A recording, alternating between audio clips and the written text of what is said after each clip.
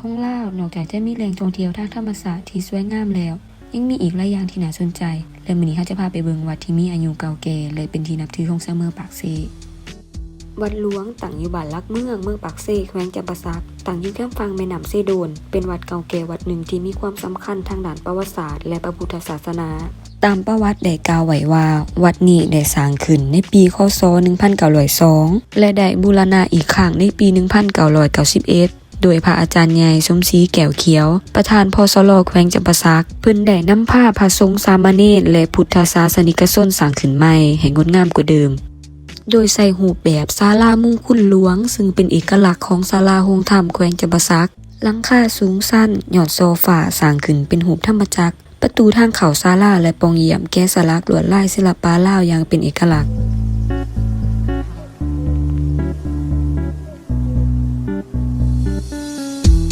เข้ามาด้านในก็จะพบเห็นพระประธานที่ให้เฮาได้สักการะบูชา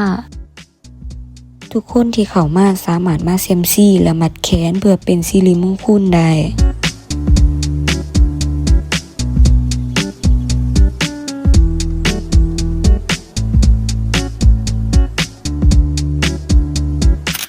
บัดนี้เฮาสิพาไปย่างเบิ่งอ้อมวัดเนาะแล้วก็ไปเบิ่งเบื้องนั้นที่ว่ามีโรงเรียนเก่าแก่เป็นบ่อนที่เก็บหนังสือปู่ของแขวงจำปาสักไปสิพาไปเบิ่งอันนี้ก็เป็นกุฏิเป็นหอแจกยามเทศกาลมีแห่ขบวนแห่ตั้งแต่การปกครองตั้งแต่มาฮอดนี้ก็ใกล้เติบประมาณลักหนึ่งมื้อลอยกระทงมื้อออกพรรษาแล้วก็อยู่รุมนี้สมมุติงานปีใหม่แม่นเขาก็สิจัดงานอยู่เบื้องนี้แต่พระเพิ่นก็สิมาเฮ็ดให้เฮาเซียมซี่อีลุมแล้วก็ฮดทรงเพิ่นก็ได้ก็มีพระที่ว่าเพิ่นตั้งไว้อยู่แถวนี้ให้เฮาทรงแล้วก็มัดแขนแล้วก็เบื้องนี้ก็มีพระประธานสามารถมาสักการะกราบไหว้ได้แต่ว่าซื้อธูปซื้อเทียนมานำเพราะว่าแถวนี้อยู่ใกล้ๆนี่อาจสิมีร้านขายเครื่องสามารถซื้อธูปซื้อเทียนนำเพิ่นมาบูชาอีนี่ได้อันนี้ก็สิเป็นนี่ทางบนนี้ก็สิเป็นโรงเรียนที่ว่าเป็นคล้ายๆคือหอสมุดที่ว่าเก็บหนังสือใบลานเนาะตั้งแต่สมัย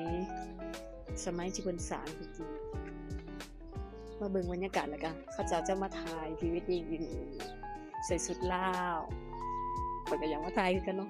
โรงเรียนปริญญาธิธรรมสร้างขึ้นในปีค.ศ.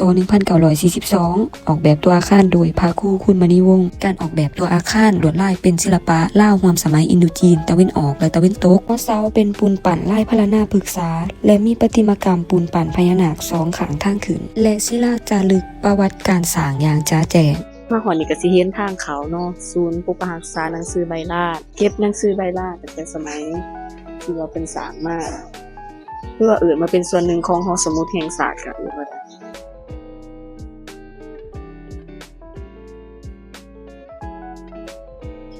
บัดนี้มาต่อไปเฮาสิพาไปเบิ่งโรงเรียนที่เฮาเคยเรียนเนาะเป็นโรงเรียนเป็นทางโรงเรียนสงฆ์ที่ตอนเช้าเขาจะสิ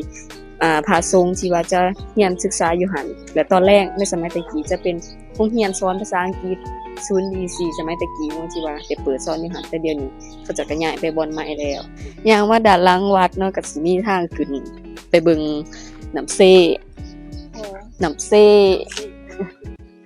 ว้าว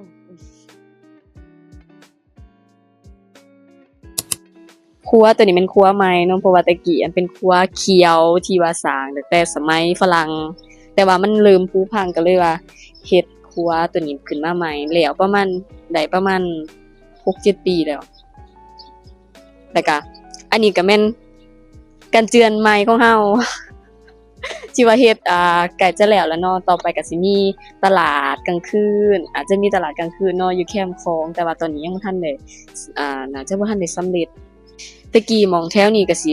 ต่ำกว่านี้เนาะเพราะว่ามันบ่ทันได้เฮ็ดกันเจือนแล้วก็สิมีแพตะกี้สิมีแพอยู่บ่อนนี้เป็นเรือแพนะอยู่บ่อนนี้แล้วก็มันสิเป็นเรือแพหางเนาะแล้วก็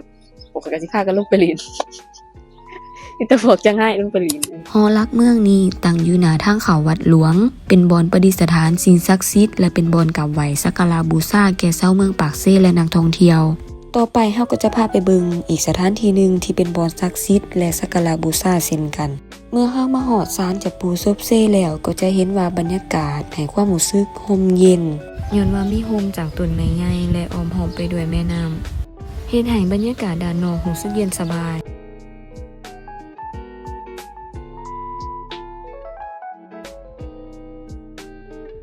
แล้วเฮาก็จะพามาซื้อเครื่องไหว้เพื่อสักการะบูชาซึ่งหน้าทางเข้าศาลก็จะมีร้านขายเครื่องที่เฮาสามารถซื้อธูปและน้ำมันเพื่อเติมตะเกียงได้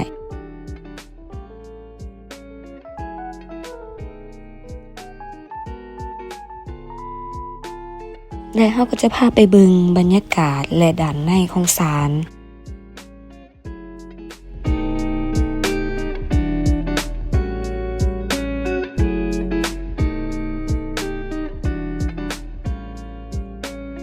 ต่อไปเฮาก็จะพาไปเบิ่งว่าไหว้บ่อนใดแน่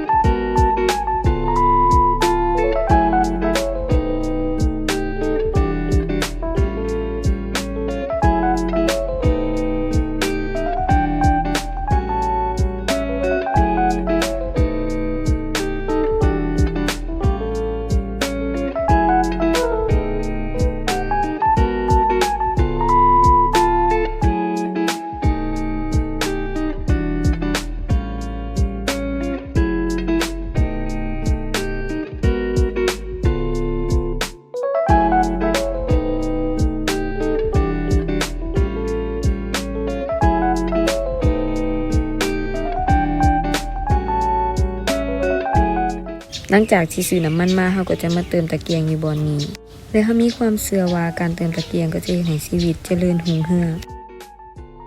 หลังจากไต่ทูบแล้วเฮาก็จะพามาเสี่ยมซี่ต่อเนาะ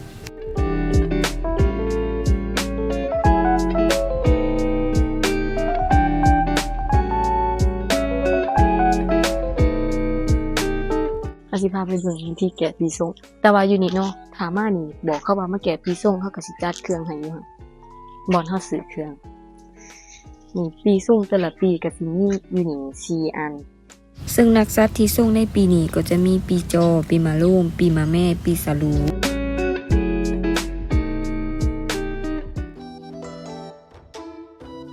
ซึ่งทางไปซบเซก็จะขำควรเซโดนแล้วจะมีโฮมเดี่ยวสายลุ่งหลังจากที่สุดขัวเขาจะขี่ไปตามทางนี้เลยเนาะมาหอนี้เขาก็จะขึ้นไปทางกันเจือนก็จะพบกับวิวแม่น้ำเซที่เสื่อมใส่แม่น้ำคอง